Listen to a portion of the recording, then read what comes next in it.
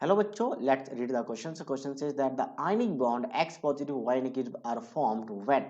कब बनती है? चार आपके पास यहाँ पे डिफरेंट डिफरेंट स्टेटमेंट है. पहला है electron affinity of Y is high. Second है ionization energy of the X is लो.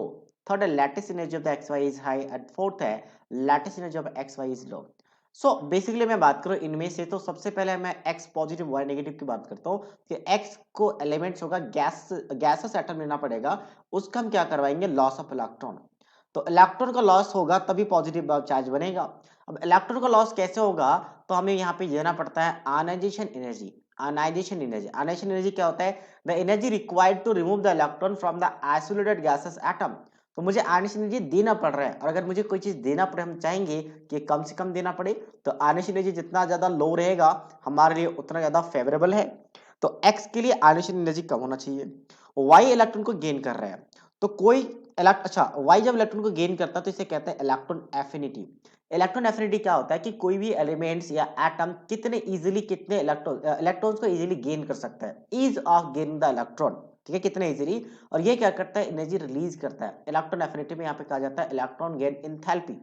तो ये रिलीज करता है, और रिलीज करता था हम चाहेंगे ज्यादा से ज्यादा एनर्जी रिलीज कर जाए, ताकि यहाँ पे जो एनर्जी लग रहा था यहाँ से रिलीज करके ये यहाँ पे काम में आ जाए. तो मतलब ये हम चाहेंगे जितना ज्यादा हाई हो उतना ज्यादा बेटर है.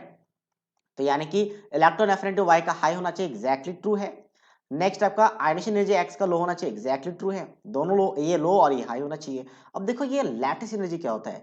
जब आइसोलेटेड गैसेस आयन जो आपका आयन बना है आइसोलेटेड, इन दोनों को कंबाइन करके हम आयनिक कंपाउंड बनाते हैं. यानी एक्स वाई.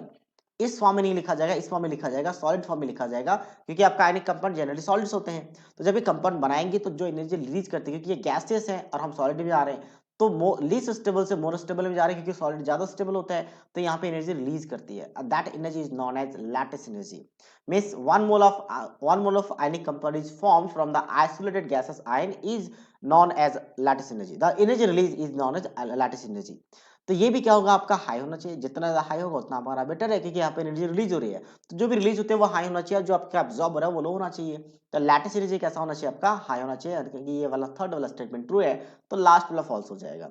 तो that means first second third true है, जो कि ऑप्शन सी के साथ मैच कर रहा है. So option C is the right answer of this question. So I hope you understood it well. All the best.